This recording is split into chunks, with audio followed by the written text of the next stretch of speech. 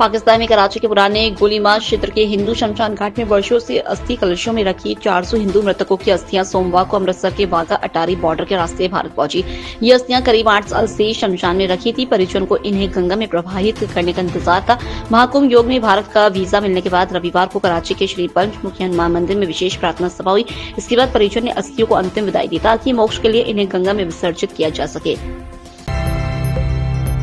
अमेरिकी राष्ट्रपति Donald Trump की तरफ से अवैध आप्रवासियों के खिलाफ कार्रवाई तेज हो गई। सोमवार को अमेरिका से अवैध आप्रवासियों को लेकर एक सैन्य विमान भारत के लिए रवाना हुआ।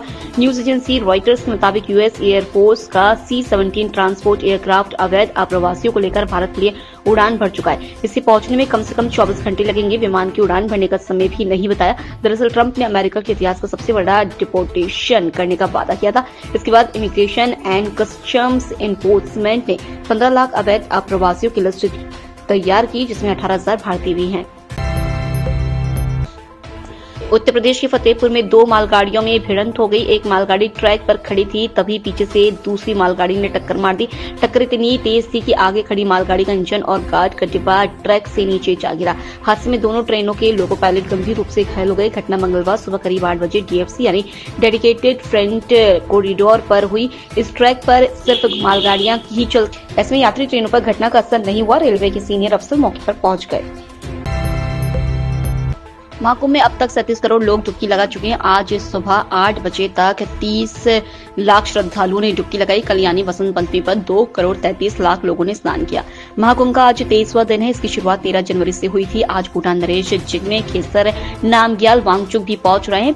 सीएम योगी उनके साथ संगम जाएंगे। 5 फरवरी को पीएम मोदी आ रहे हैं। ऐसे में योगी हेलीपैड से लेकर अरिल और संगम नोस तक की व्यवस्था को देखेंगे।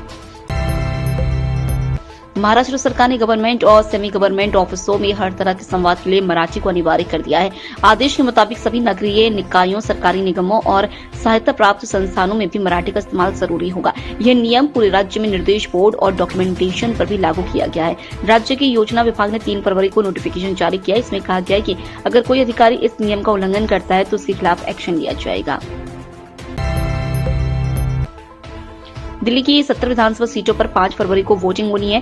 ठीक एक दिन पहले सीएम आतिशी ने आरोप लगाया कि बीजेपी के उम्मीदवार रमेश भिधोड़ी के गुंडे कालकाजी विधानसभा में लोगों को धमका रहे हैं, जिसमें पुलिस भी उनका साथ दे रही है। अपने आरोप को साबित करने के लिए आपने एक्स पर कई वीडियो शेयर किए। एक पोस्ट में आपने लिखा कि रमेश भिधोड़ी का बेटा सुशांत है, जो कि कालकाजी विधानसभा में साइलेंट पीरियड के दौरान झुग्गियों में लोगों को खुलेआम धमका रहा है।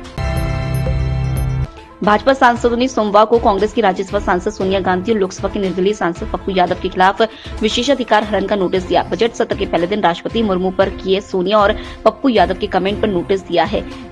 भाजपा के नोटिस में लिखा गया, सोनिया गांधी पप्पू यादव ने सर्वोच्च पद की गरिमा को कम करने के इरादे से भारत के राष्ट्रपति के खिलाफ अपमानजनक और निंदनीय शब्दों का उपयोग किया है। इसलिए संसदीय विशेषाधिकार, नैतिकता और मर्यादा के उल्लंघन का नोटिस पेश किया।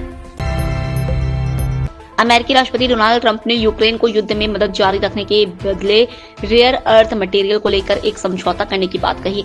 AP न्यूज के मुताबिक सोमवार को ट्रंप ने ओवल ऑफिस में मीडिया से कहा कि अमेरिका ने यूक्रेन को अपने यूरोपीय सहयोगियों के मुकाबले ज्यादा सैन्य और आर्थिक सहायता भेजी है।